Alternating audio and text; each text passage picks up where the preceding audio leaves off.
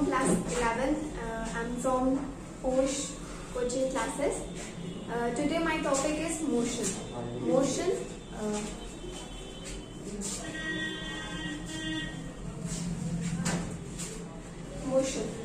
Motion and rest are two states of the body. Now we will discuss what is motion. Motion, when a body is said to be in motion when it changes its position with respect to its surrounding. जब हम अपनी position change करें, जब हम अपनी जगह से हिलें, आगे पीछे जाएं, तो वो हो गया मोशन. अब रेस्ट हो गया जब वो बॉडी अपनी पोजीशन चेंज ना करे, अपनी जगह पे है, जिस जगह पे वो खड़ी है या है वहां पर ही रहे, वो हो गया रेस्ट. अब मोशन के टाइप्स हैं. मोशन 3 टाइप्स के होते हैं. Translatory motion,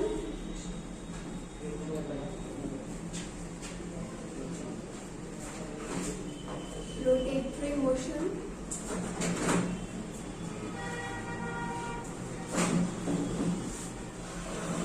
oscillatory motion.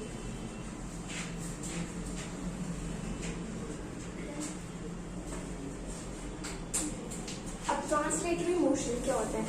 जब एक बॉडी अपनी स्ट्रेट लाइन में, स्ट्रेट पाथ में मूव करे तो वो हो गया ट्रांसलेटरी मोशन. जैसे कि कार मूव कर रही है अपनी स्ट्रेट पाथ में, स्ट्रेट रोड पे वो अपना मूव कर रही है. अब रोटेटरी मोशन हो गया जब कोई बॉडी किसी एक्सिस के अराउंड रिवॉल्व करे. जैसे हम अपने सन को और अर्थ को देख रहे हैं. सन एक जगह पे खड़ा है और हमारी जो अर्थ है वो सन के रिवॉल्व घूम रही है, वो रोटेटरी मोशन हुआ. अब ऑसिलेटरी मोशन होता है जब एक body to and fro repeat करे, मतलब यहाँ से लेकर यहाँ तक फिर to and fro motion rotate करे, वो हो गया ऑसिलेटरी मोशन. तो ऑसिलेटरी मोशन जैसे हमारे पेंडुलम में होता है. अब मोशन में क्या क्या होता है? Distance, displacement, speed, velocity. अब हम डिस्टेंस और डिस्प्लेसमेंट की डिफरेंस बिटवीन क्या, उनमें क्या डिफरेंस होता है तो उसके बारे में बात करेंगे.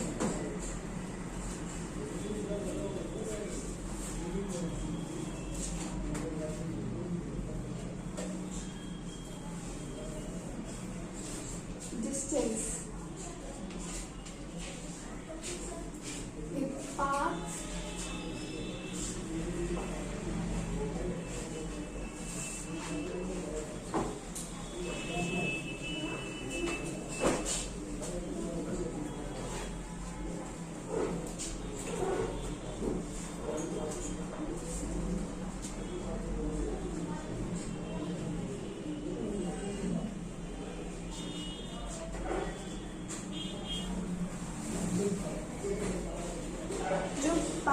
बॉडी कवर करेगी अपने मोशन के टाइम पे, तो उसको हम कहेंगे डिस्टेंस. जैसे मैं यहाँ पर अभी खड़ी हूँ, अगर मैं थोड़ी सी आगे जाऊंगी तो मैं जितना पाथ कवर करूंगी वो हो जाएगा डिस्टेंस.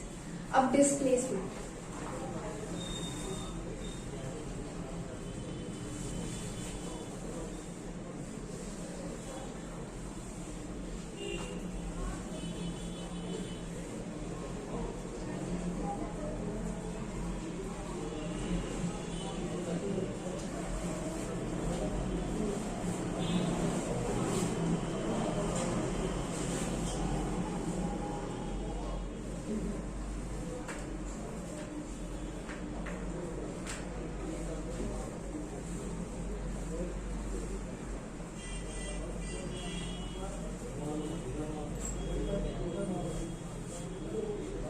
डिस्प्लेसमेंट होता है कि शॉर्टेस्ट पाथ जो हम कवर करते हैं इनिशियल पोजीशन के बीच में और फाइनल पोजीशन के बीच में.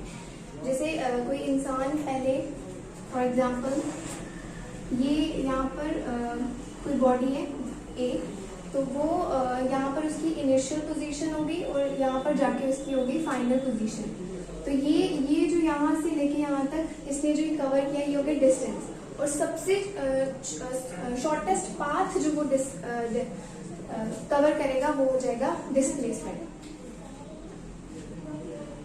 अब डिस्टेंस कभी भी 0 नहीं होता, डिस्टेंस नेगेटिव भी नहीं होता, डिस्टेंस हमेशा पॉजिटिव होता है. और डिस्टेंस को हम डिस्टेंस का ऐसे यूनिट मीटर है. अब डिस्प्लेसमेंट जीरो भी हो सकता है, नेगेटिव भी हो सकता है और पॉजिटिव भी हो सकता है। और डिस्टेंस जो है स्केलर क्वांटिटी है, इसकी मैग्नीट्यूड होता है बस, इसकी हम कोई भी डायरेक्शन नहीं दे सकते कि पर्टिकुलर डायरेक्शन नहीं होती, डिस्टेंस कहीं पे भी हो सकते हैं। और डिस्प्लेसमेंट में एक पर्टिकुलर डायरेक्शन होती है और ये पॉजिटिव भी हो सकता है, नेगेटिव भी हो सकता है, जीरो भी हो सकता है, और ये वेक्टर क्वांटिटी।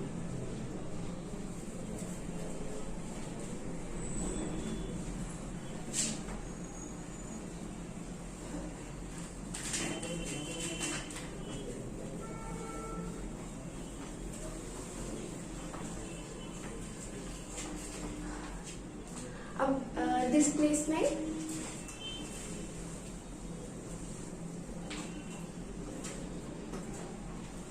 डिस्प्लेसमेंट हमेशा डिस्टेंस से छोटा होगा या फिर उसके इक्वल होगा।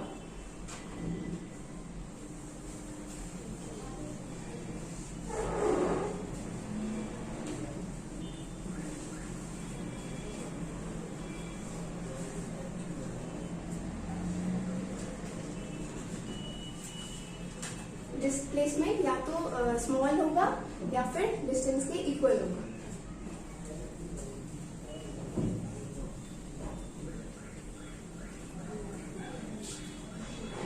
अब हम बात करेंगे स्पीड एंड वेलोसिटी। अब स्पीड और वेलोसिटी क्या होता है? स्पीड होता है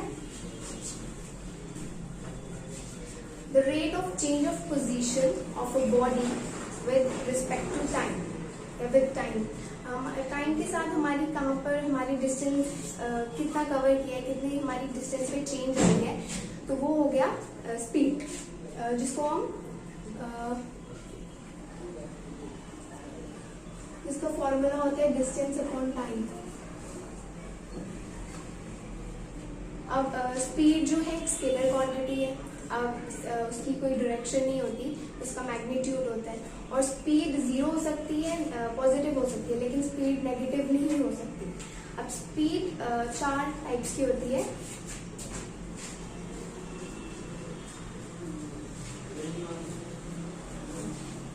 यूनिफॉर्म स्पीड, वेरिएबल स्पीड, या फिर जिसको हम नॉन यूनिफॉर्म बोलेंगे।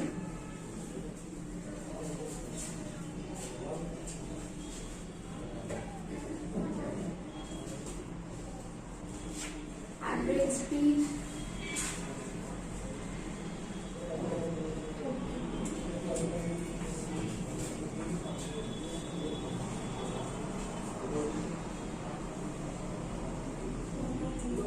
यूनिफॉर्म स्पीड में होता है कि जब एक बॉडी इक्वल टाइम में इक्वल डिस्टेंस कवर करे। अब जैसे बॉडी है, एक बॉडी है, एक कार है, वो यहाँ पर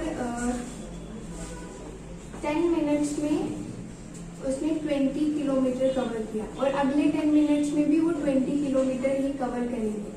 तो ये हो गया यूनिफॉर्म, सेम डिस्टेंस कवर करेगी सेम इंटरवल ऑफ टाइम में। अब नॉन यूनिफॉर्म में जिसमें सेम डिस्टेंस या फिर सेम टाइम ना हो या सेम डिस्टेंस ना हो, जैसे ये कार है, उसने 10 मिनट्स में पहले उसने 20 किलोमीटर कवर किया और फिर बाद में 20 मिनट्स में उसने 10 किलोमीटर कवर किया। तो ये हो गया नॉन यूनिफॉर्म। या तो इसकी उसकी स्पीड सेम है, उसकी डिस्टेंस सेम है, लेकिन उसने उसका टाइम इंटरवल वो चेंज हो गया, तो ये हो गया नॉन यूनिफॉर्म। अब एवरेज स्पीड होता है कि द रेशियो ऑफ जितना टोटल डिस्टेंस होगा अपॉन टोटल टाइम जितना हमने लिया होगा वो मान लेगी एवरेज स्पीड।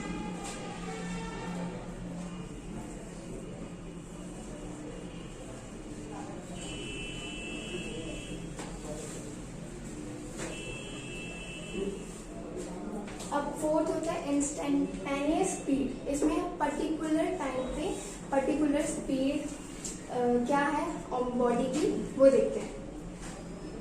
ये थी स्पीड और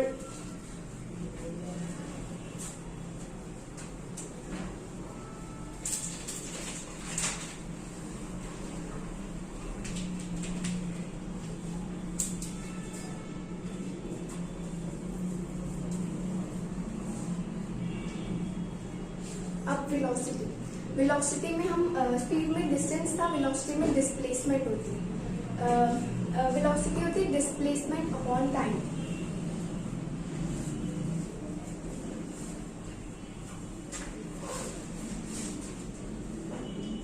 कितने टाइम में कितना चेंज हुआ डिस्प्लेसमेंट में, वो होती है वेलोसिटी। वेलोसिटी एक वेक्टर क्वांटिटी है, इसका मैग्नीट्यूड होता है, इसकी डायरेक्शन भी होती है, और ये जीरो भी हो सकती है, नेगेटिव भी हो सकती है, पॉजिटिव भी हो सकती है। अब वेलोसिटी भी 4 टाइप्स की होती है।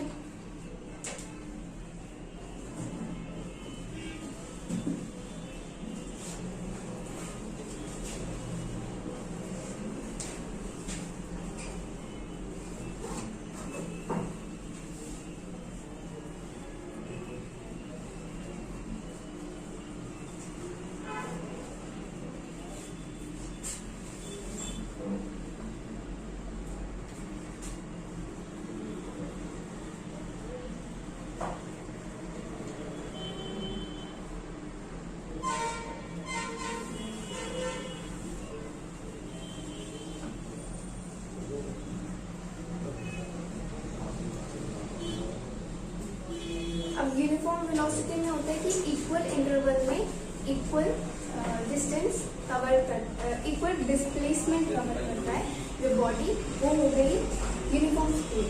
मतलब वो 10 मिनट्स में अगर 20, पहले 10 मिनट्स में उसने 20 किलोमीटर कवर किया, तो अगले 10 मिनट्स में भी 20 किलोमीटर कवर करेगी।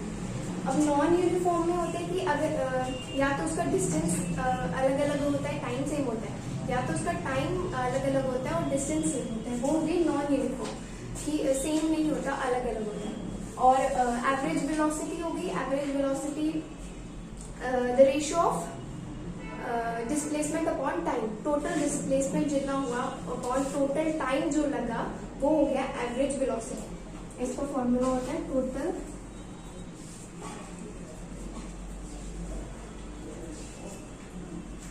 Displacement upon total time taken. अब इंस्टेंटेनियस वेलोसिटी होता है कि इंस्टेंट टाइम पे कितना डिस्प्लेसमेंट हुई है, किस पर्टिकुलर टाइम पे कितनी डिस्प्लेसमेंट हुई है। अब वेलोसिटी वेक्टर क्वांटिटी है। अब वेलोसिटी कभी भी स्पीड से बड़ी नहीं होगी, वो उसके बराबर होगी या तो वो उससे कम होगी।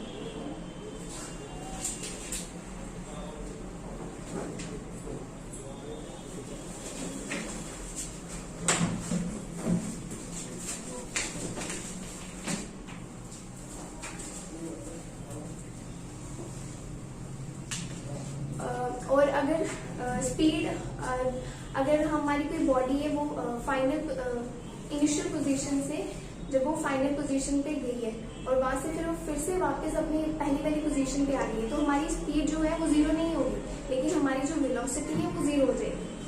तो ये था मेरा टॉपिक। अगर कुछ गलती हो गई तो प्लीज कमेंट्स में बता देना।